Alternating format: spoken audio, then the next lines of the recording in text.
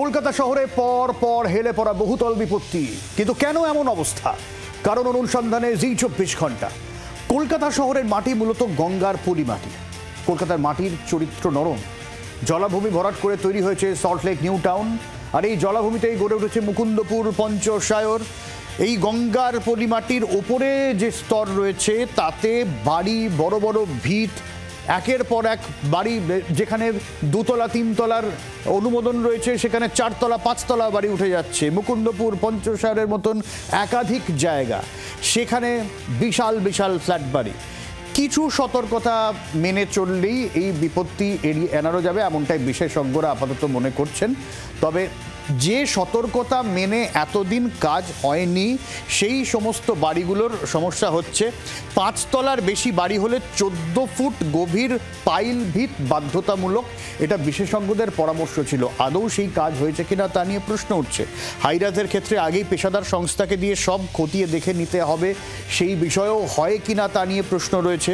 11.8 মিটারের বেশি বহুতল তৈরিতে সয়েল রিপোর্ট বাধ্যতামূলক। এই নিয়মগুলো নতুন করে ভাবনা চিন্তা হচ্ছে, কারণ কোথাও ফাঁক ফোকর আগে থেকেই থেকে গিয়েছে। জলাভূমির ওপর নির্মাণ দোতলার বেশি করা সম্পূর্ণ অনুচিত, কিন্তু আমরা জানি দোতলার বেশি 4, 5, 6 তলা পর্যন্ত বাড়ি উঠে গিয়েছে এক একটা জায়গায়। জলাভূমির ওপর দোতলা বেশি নির্মাণে ন্যূনতম 50% গভীর পাইলিং। যে সমস্ত বাড়িগুলো উঠেছে আদৌ 50% গভীর পাইলিং হয়েছে কিনা তা নিয়ে প্রশ্ন উঠেছে।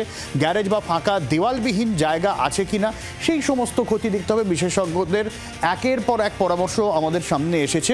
স্যাংশন ড্রয়িং আছে কিনা সে সমস্ত ক্ষতি দেখতে হবে, অর্থাৎ বাড়ি কেনার আগে কিন্তু মাথায় রাখবেন এই সমস্ত বিষয়গুলো কিন্তু দেখে নিতে হবে। শুধু ফ্ল্যাটের ঝকঝকে গেট আপ সেই সমস্ত দেখলে কিন্তু হবে না, ওই টেকনিক্যাল বিষয়গুলো এখনো পর্যন্ত কিন্তু খতিয়ে দেখার সময় এসে গেছে। এবং ছাদে বাগান তৈরির প্রবণতা বাড়ছে, ছাদ সেই বাগানের চাপ নিতে পারবে কি না তার জন্যও কিন্তু বিশেষজ্ঞদের পরামর্শ দরকার। ইঞ্জিনিয়ারের অভিজ্ঞতা, যোগ্যতা এই সমস্তগুলোও কিন্তু খতিয়ে দেখতে হবে। এখানে প্রশাসনের একটা বড়সড় ভূমিকা আছে, বিশেষ করে ইঞ্জিনিয়ার পুরো তালিকাভুক্ত কিনা সেই সমস্ত বিষয় দেখতে হবে। বিশেষ করে বাড়ি যারা তৈরি করছেন এই সমস্ত বিষয়গুলো কিন্তু মাথায় রাখতেই হবে। স্ট্রাকচারাল ইঞ্জিনিয়ারিং বিশেষজ্ঞ বিশ্বজিৎ সোমের সঙ্গে কথা বলেছিলাম আমরা, তিনি কি বলেছেন শুনবো।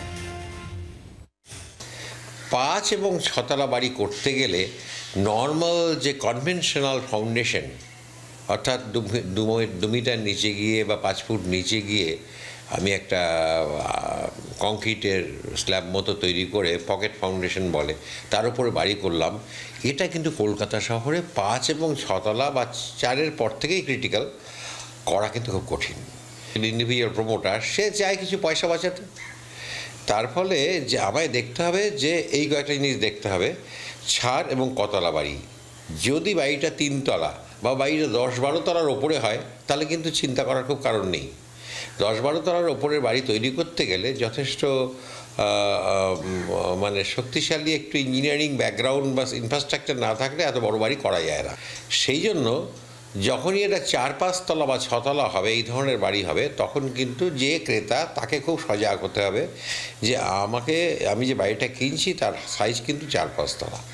এবং সেটা জানার পরে এই কয়েকটা আরেকটা জিনিস দেখতে হবে যে তলায় গ্যারাজ আছে কিনা, অর্থাৎ তলায় কোনো ওয়াল নেই, শুধু কলমগুলো রয়েছে। এটাও কিন্তু একটা ক্রিটিক্যাল জায়গা। 18.8 মিটারের উপরে যদি বিল্ডিং হয় সেটাকে কিন্তু আমাদের দেখতে হবে যে সয়েল রিপোর্ট হয়েছিল কিনা। 3 তলার ওপরে বাড়ি হলেই সয়েল রিপোর্ট রিকোয়ারমেন্ট থাকে মিউনিসিপ্যাল কর্পোরেশনের। সেটা যদি থাকে, হয়ে না থাকে, তাহলে কিন্তু বাড়িটা সম্পর্কে কোশ্চেন আছে। যে কোনো বাড়ি তৈরির ক্ষেত্রে বিশেষ করে তা যদি G+4 বা তার বেশি হয় তাহলে সয়েল টেস্ট অবশ্যম্ভাবী। পাশাপাশি বাড়ি তৈরির সময় যখন 2টি অন্তত ফ্লোর তৈরি হয়ে যাচ্ছে তখন সেখানে করতে হয় আলনা বা পাইভটাল টেস্ট, এরপর স্টেবিলিটি টেস্ট, অর্থাৎ এই বাড়িটি এখানে তৈরি হলে তা কত বছর পর্যন্ত বাড়িটির ভার ধরে রাখতে পারবে। এই যাবতীয় বিষয়গুলি একজন সাধারণ মধ্যবিত্ত ক্রেতার পক্ষে জানা সম্ভব নয়। এক্ষেত্রে বিশেষজ্ঞরা বারবার তাদের পরামর্শ নেওয়ার দিকে জোর দিচ্ছেন যাতে আগামী দিনে বাঘা যতীন বা অন্যান্য হেলা বাড়ির মতো একের পর এক যে ঘটনা এই মুহূর্তে সামনে আসছে তার পুনরাবৃত্তি বন্ধ করা যায়।